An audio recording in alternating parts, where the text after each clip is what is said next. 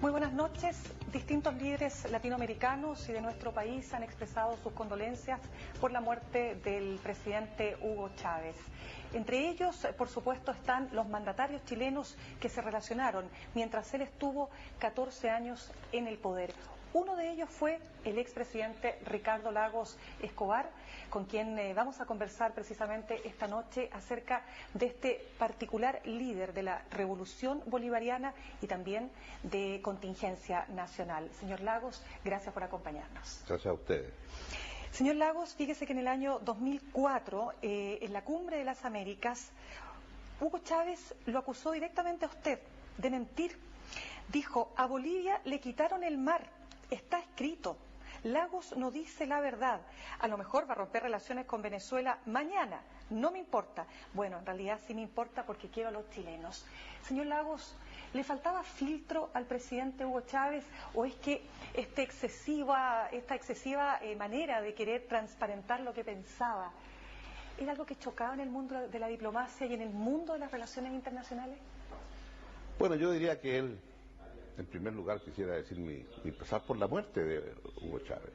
Lo conocí, lo llegué a estimar, como es lógico, y creo que él fue, a ratos, claro, un esclavo de sus palabras, de sus impulsos, como esto que tú estás citando que él dijo. Sin embargo, creo que era un hombre que tenía buenas intenciones y entendía a su modo cómo podía mejorar a su gente y a su pueblo. Ahora, para referirme a ese momento que tú lo dices, él tenía el tema claro de cómo hace para que Bolivia salga al mar. Le expliqué muchas veces lo que estábamos haciendo. Una vez le expliqué algo que no le gustó. ¿Qué cosa? Que le dije, mira, le dije, tú no sé si sabes que Bolivia era mucho más grande cuando nació como país independiente. Y Bolivia ha perdido más de 1.100.000 kilómetros cuadrados. Más de la mitad de su territorio. Y de ese 1.100.000, Chile es responsable por 110, o sea, el 10%. Pero el otro 90% se lo reparte Brasil, Paraguay, Argentina, Perú. ¿Qué le dijo? Entonces tú entenderás, le dije, que me parece muy bien, pero si quieres entonces revisamos todo. Bueno, me dijo, es que ustedes tienen el mar. Es que eso es, le dije yo. Y por eso entonces yo te puedo explicar lo que yo he hecho para resolver ese tema. Pero bueno, era el modo de ser de él. Alguien dijo después, erróneamente, que después que él dijo eso yo fui a bañarme a Chañaral. Eso no es cierto. Me fui a bañar a Chañaral, pero no por Chávez, sino que porque alguien me dijo que la playa estaba sucia y no se podía bañar y yo había hecho que se iba a limpiar y qué sé yo. Entonces había una discusión y dije yo, bueno, antes de fin de año eso va a estar limpio. Señor Lagos, ¿usted vio con simpatía el surgimiento de este liderazgo? Y se lo pregunto por la siguiente razón, porque cierta izquierda latinoamericana vio con buenos ojos la llegada al poder por la vía democrática de este tipo de líderes. ¿Usted lo vio con simpatía o le preocupaba en un sentido este populismo que también tenía Hugo Chávez? Es que ese populismo era expresión, en último término, de un fracaso del sistema político venezolano. Ojo, una deslegitimación del sistema político y que eso implica entonces el surgimiento de este tipo de liderazgos. Y a ratos me parece que en buena parte de este mundo de hoy, post-crisis, no se está haciendo una conexión adecuada entre el mundo político y la ciudadanía. Pero en el caso particular de Hugo Chávez, ¿le preocupó a usted el curso en que iba tomando o digamos las características que iba adquiriendo este liderazgo? Bueno, sin duda, porque el liderazgo a medida que avanzaba, alguien podría decir a medida también que subían los precios del petróleo, era un liderazgo más seguro de sí mismo, era un liderazgo que enfrentaba una oposición cada vez más desintegrada y por lo tanto ese liderazgo ocupaba mayores espacios dentro de la sociedad venezolana y también crecientemente estaba en condiciones de apoyar a determinados sectores de otros países. Le pregunto también, perdone señor Lagos, porque cuando uno observa lo que fue la experiencia chilena, ¿no es cierto?, a partir de lo que fue la Unidad Popular, el golpe militar, este deseo de esta izquierda de este país de poder alcanzar el poder por la vía de las urnas, claro, de las urnas, sí, cuando muchos que vivieron ese proceso consideran que eso era una utopía y que quedó demostrado con una derecha golpista que, claro, sacó del poder por la vía antidemocrática, ¿no es cierto?, a un gobierno democráticamente elegido. Ahí voy a lo que le preguntaba anteriormente. La posibilidad de que una postura progresista, independientemente si es Chávez, si es Rafael Correa, llegue al poder por la vía de las urnas. ¿A usted le parece eso un buen signo? Bueno, creo que es bueno que llegara al poder por la vía de las urnas, como definición, ¿verdad? Otra cosa distinta es decir, este gobierno tiene legitimidad de origen, fue elegido democráticamente. O sea, tenía legitimidad de origen Hugo Chávez. Sin duda. Ahora, ¿y legitimidad de gestión? ¿Y qué cree usted? ¿En qué sentido usted la gestión la va haciendo de tal manera que va acumulando cada vez más poder? Pero que eso también tiene mucho que ver con qué es lo que tiene al frente, qué oposición tiene al frente, ¿verdad? Porque el vacío en política no existe. Entonces, si en un momento la oposición dice, como ocurrió con Chávez, no me presento a las elecciones, tenía sus razones, estoy diciendo que no, bueno, le permite avanzar más a Hugo Chávez. Creo en consecuencia que él tenía credenciales democráticas, pero una tendencia por su impetuosidad, por querer hacer las cosas, de avanzar a campo traviesa, sin preocuparse mucho de lo que está ocurriendo a su alrededor. ¿Era un autócrata para usted?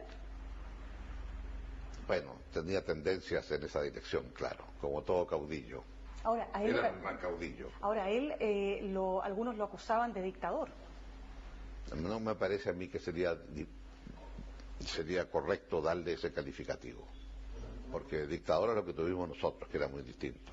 Ahora, él ejercía el poder legítimamente porque había sido elegido por las urnas, claro. Pero su manera de ejercer el poder, Eso es. ¿A usted le provocaba ciertos reparos? Claro. ¿Qué cosa, por ejemplo? La forma como tratan los medios de comunicación. Yo entiendo, todo presidente está molesto con los medios, porque ustedes no, las brillantes ideas que uno tiene nunca las presentan como tales, ¿verdad? Es natural que haya una tensión entre el que preside un gobierno y los medios de comunicación, es normal que así sea. Ahora, esa tendencia, cuando lo lleva a usted a querer intervenir, entonces está pasando la línea. Y él intervino. Y él avanzaba, ¿verdad? Porque había eufemismos ahí, ¿no? Se le acabó caducó claro, el derecho, por supuesto, que los contratos, etcétera. Pero en los hechos, uno por ejemplo ve una cadena como Telesur que no tiene, que no se diferencia mayormente de lo que fue, ojo, quiero tratar de no hacer una comparación odiosa, pero lo que fue Televisión Nacional bajo la dictadura militar, es decir, hay aspectos ahí que pueden ser muy símiles. Entonces por eso le pregunto, ¿hasta dónde intervino y hasta dónde traspasó los límites? Sí, claro. Yo creo que es difícil de fuera poder decir si usted no está ahí en el país mismo, ¿verdad? ¿Y quién es uno para andar diciéndole usted traspasó o no traspasó los límites? Pero claramente ese es un tema que está ahí. Hoy día salía una declaración del Human Rights Watch, que es un organismo altamente prestigiado, diciendo que Hugo Chávez lega el autoritarismo con que deja y con que gobernó Venezuela, ¿verdad? No solamente un país polarizado, sino que también un país dividido y en donde el mando, sus sucesores lo siguen ejerciendo corriendo un poquito la cerca. Ahora, señor Lagos, yo vuelvo a la pregunta anterior que hacía hace unos instantes. ¿Era un referente para la izquierda latinoamericana Hugo Chávez, cree usted? Yo diría que para muchos sectores era un referente, para otros no. ¿Y para la izquierda en particular? No, para la izquierda me refiero. Entonces, dice, muchos sectores dentro de la izquierda. Me refiero que no quiero decirlo así, ¿verdad? Pero claramente para algunos el referente es un Lula y para otros es un Chávez. No obstante que la relación de ambos era muy buena, por supuesto. Pero creo que son formas distintas de administrar un Estado, de administrar un país. ¿Y qué es lo que era el gobierno de Hugo Chávez? ¿Qué es lo que es para usted una revolución bolivariana? ¿Es un socialismo a la venezolana? No sé, no, aquello? es que a lo mejor eso suena peyorativo. No, pero lo pregunto en un sentido positivo, cuando aquí se decía, vamos a hacer un socialismo con gusto a empanada y vino tinto. Bueno, alguien decía que en verdad le costaba mucho encontrar cuáles eran las ideas matrices de esa revolución. Leí ahora con motivo de la muerte de Chávez algo de Marta Harnecker, que estuvo cerca allí y que trataba de teorizar un poco en qué consistía este socialismo. Pero indudablemente que era un socialismo también que tenía la suerte, para poderse desarrollar, de tener recursos importantes desde el punto de vista financiero. En consecuencia, una de las características de cualquier proceso es cómo crear riqueza para que llegara a los más débiles y que estén mejor.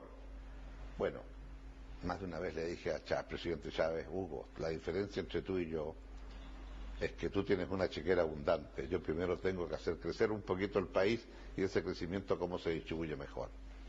Pero claro, son condiciones diversas en las cuales usted ejerce el mando. Ahora, fíjese que hay una difusa división ahí entre lo que es, por un lado, ir en ayuda de los más pobres y el clientelismo político. ¿Qué cree usted que pasó ahí exactamente? Una mezcla de ambas cosas. Es inevitable. ¿Por qué? Es inevitable por el hecho simple que mucha gente le da las gracias. Yo me he encontrado con personas que dicen: gracias, presidente, usted me dio la casa. Y yo le digo: usted habrá hecho algo para merecer la casa. ¿Entiendes tú? Esa concepción de creer que uno anda dando dádivas por ahí, ¿no? Y eso genera clientelismo, obviamente. Esa adepción. Te voto a ti porque usted me dio tal cosa, ¿no? Y creo que eso es tremendamente negativo para un sistema democrático. Pero en la línea gruesa, indudablemente que Chávez al irse deja una impronta de un gran caudillo y de un gran carisma. ¿Y cuál es el riesgo del caudillismo en América Latina? El que por la vía del caudillo usted no construye instituciones permanentes. Frágiles, entonces. La fragilidad de nuestras instituciones es lo que hace surgir al caudillo. Y el caudillo tiende entonces a destruir las instituciones que por definición son frágiles y permitieron su ascenso. ¿Y muerto el caudillo puede retroceder entonces todo lo avanzado? No necesariamente, pero ¿podría correrse ese riesgo?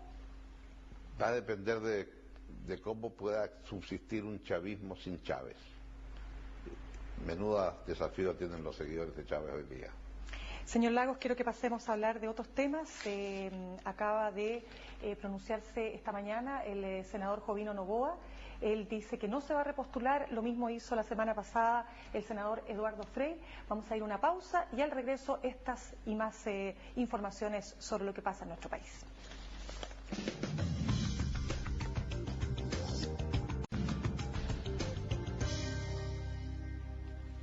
Señor Lagos, le preguntaba antes de irnos a la pausa, el senador de la UDI, Jovino Noboa, ha dicho que no va a repostular al Senado. Lo mismo hizo en su minuto hace algunos días solamente el senador de la Democracia Cristiana, Eduardo Frei. ¿Es esta la señal que la gente está esperando, la renovación de la política, diría usted?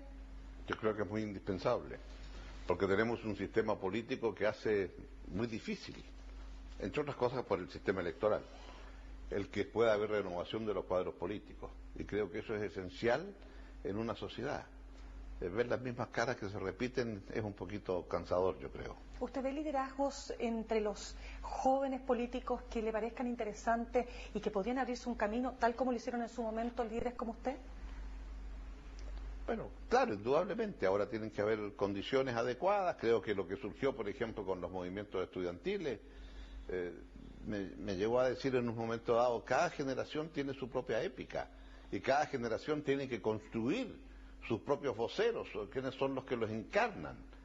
Y en ese sentido creo que cómo usted construye un sistema político que dé espacio a esas nuevas generaciones, a esos nuevos grupos, a esas nuevas formas de pensar, entendiendo además que ahora la forma de hacer política es absolutamente distinta, con los Twitter, con los redes, con Internet, etcétera, y por lo tanto son ciudadanos mucho más empoderados que antes. Y exigen más por lo mismo. Señor Lagos, ¿le gusta alguna figura en particular de los jóvenes líderes de hoy? Pero no, están todos los que están ahí en la palestra. No, pero ¿verdad? así como fue Carolina Toá en su minuto respecto de usted. ¿Hay bueno, alguna que son los figura? dirigentes estudiantiles. O sea, yo he visto ayer o anteayer hablar al presidente de la FECH, por ejemplo, y me pareció muy bien las cosas que decía. Entonces, en ese sentido hay. Ahora, ¿cómo siguen después hacia adelante? Claro. Es el gran desafío, por lo demás. Es señal de ellos, ¿verdad? Ahora, veo a que varios de ellos quieren postular al Parlamento. Sinceramente no sé si es el mejor camino. Seguramente lo es para ellos. Y bienvenido sea si lo quieren hacer así. Pero también me preocupa mucho más allá de las personas, cuáles son las ideas. Porque en definitiva, la actividad pública es una actividad muy poco humilde. Porque en el fondo es decirle, mire, vengo a pedirle el voto, quiero que usted vote por mí. Yo creo saber lo que es bueno para Chile. Y en ese sentido, entonces, yo siempre he dicho, comencemos por las ideas. Quiero entrar en ese punto. ¿Es bueno para Chile un segundo gobierno de la Alianza? ¿Cómo ve lo que está pasando al interior de la Alianza, pero particularmente de las precandidaturas de Andrés Alamán y Lawrence Goldborn? Yo lo que más me preocupo es que creo que en general, y no solo la Alianza, también la Concertación, y otros segmentos, por cierto, tienen que darse cuenta que entramos a ciclos distintos.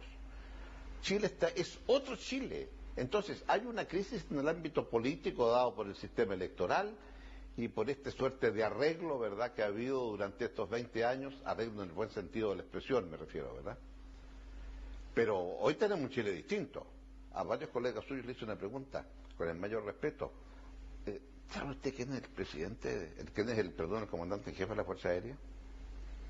Y ninguno me lo ha sabido decir. Con el mayor respeto para el general que es comandante en jefe. ¿Pero qué significa esto?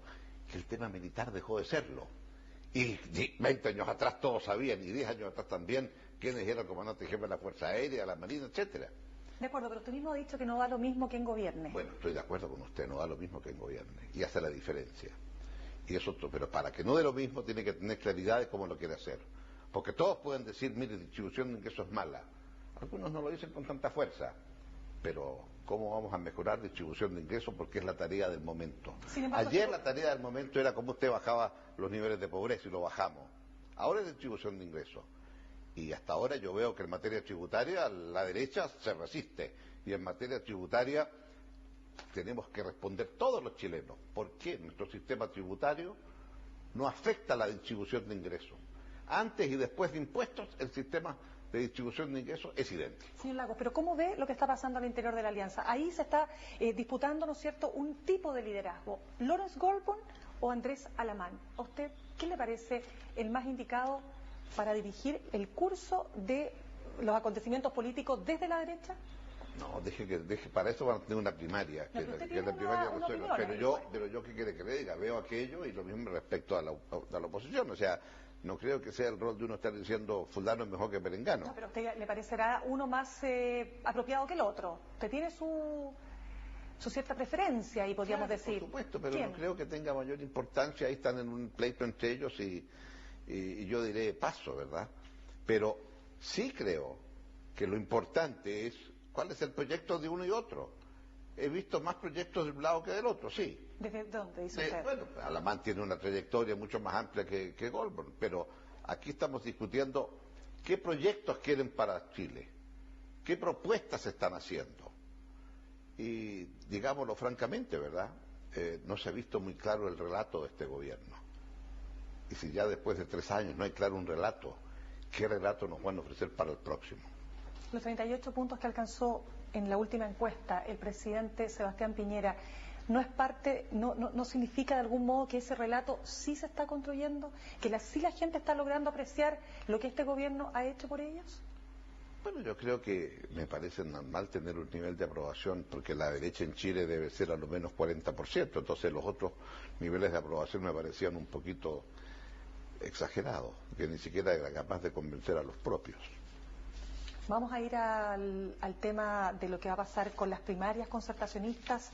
Por supuesto, todo el país espera lo que dijo la expresidenta, que iba a hablar en marzo. Vamos a la pausa, ya regresamos.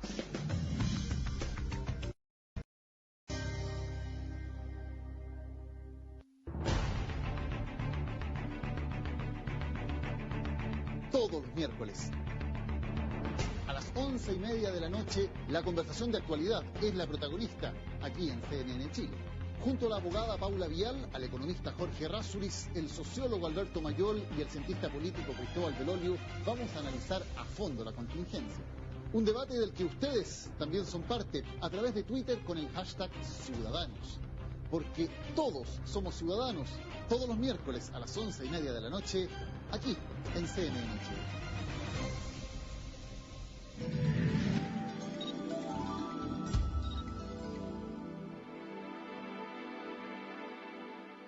Mamá, oye, se me perdió mi teléfono. ¿Me podés llamar, porfa?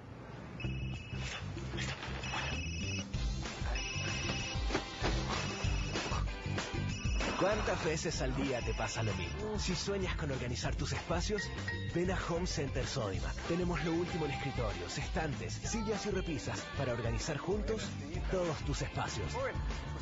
Y a precios bajos garantizados. Home Center Sodimac. Tus sueños, nuestros sueños. Juntos mejoramos tu casa.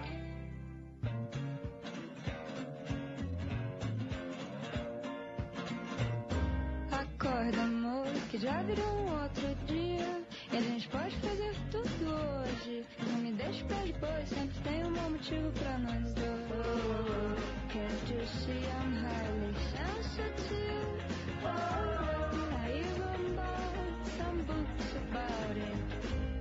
Vem, que alguma coisa a gente tem que fazer. Estas y más inversiones, pero desde la comodidad de tu hogar.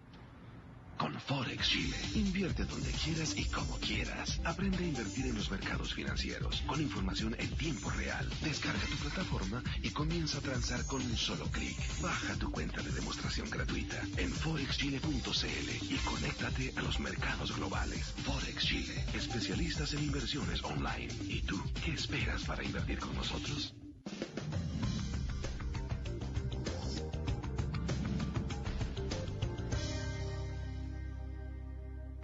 Señor Lagos, oposición unida desde la democracia cristiana hasta el Partido Comunista, pasando por Marco Enríquez Ominami. ¿Es la fórmula? Si quieren participar en una primaria, no veo por qué no. Si no participan, Marco Enrique obviamente no va a ser parte de un gobierno en el cual me ayudó a elegir. ¿Y el Partido Comunista integrado a eso? Obviamente me parece que sí. Dado el avance que ha habido, lo que se hizo en las municipales, algo más importante, que respecto de temas sustantivos como la reforma educacional, hubo una posición común de la concertación más el Partido Comunista. Respecto al tema tributario, lo mismo. O sea, ¿le gustaría que Ignacio Walker, el presidente de la democracia cristiana, cambiara su posición al respecto?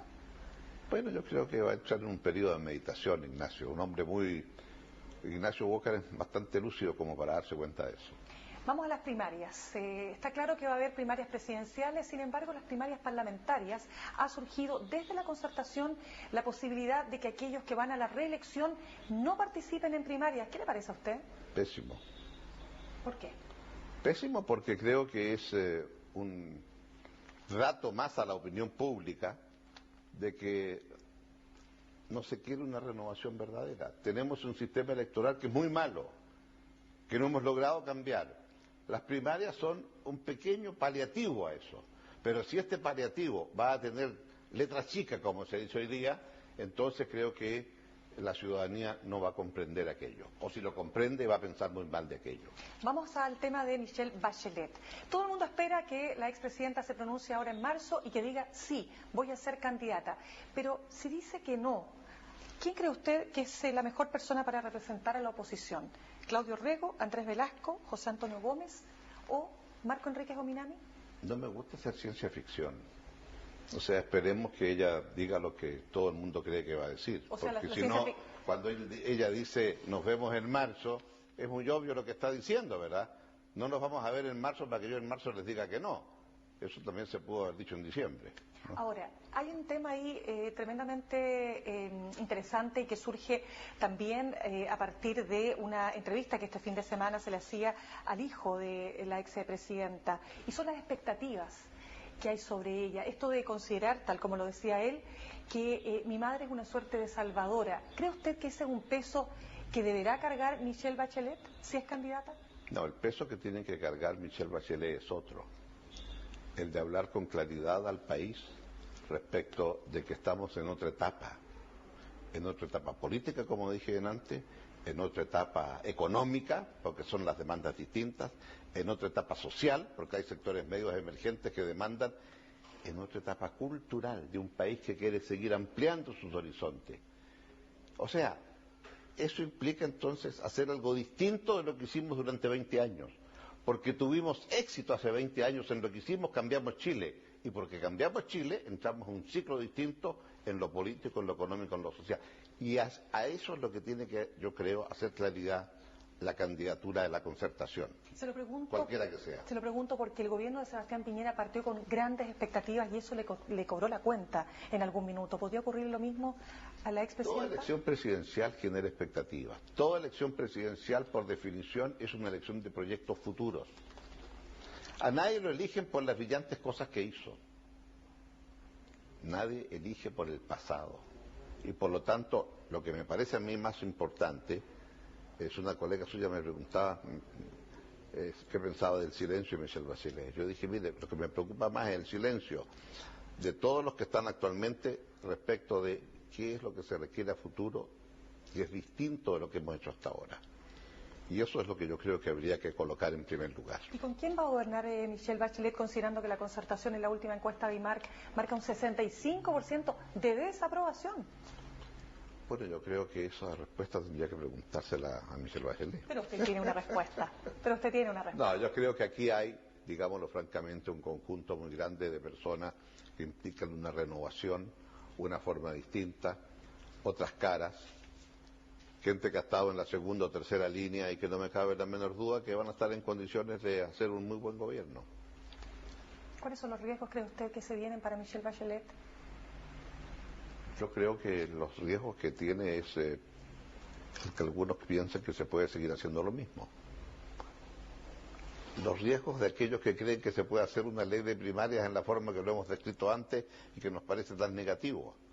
Esos son los riesgos. De no entender que el Chile profundo cambió.